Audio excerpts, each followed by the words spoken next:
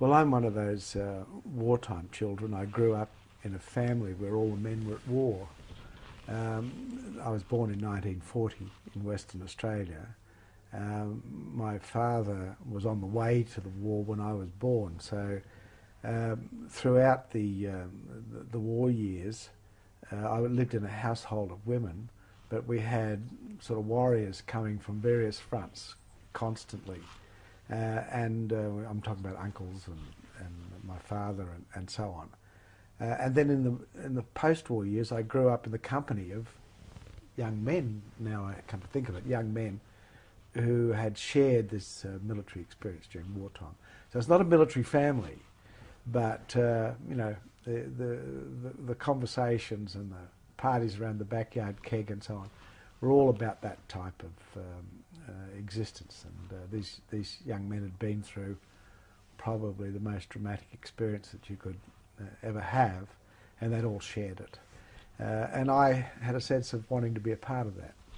So I did reasonably well in school, but most of my education was on scholarship.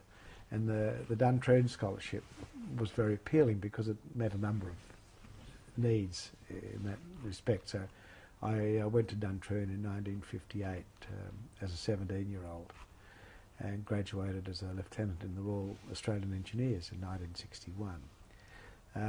So I aspired to lead, command Australian diggers from that background, from that inspiration that I gained from the sort of company that I grew up in. And I've lived to do that in many, many ways. So I've been very fortunate that my career has met all those aspirations and expectations.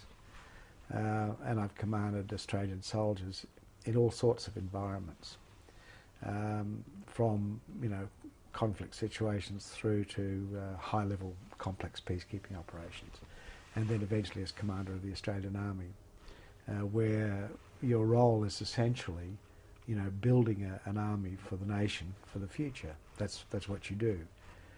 You pull together all the ingredients that are necessary to have an army that has resilience and can endure into the future.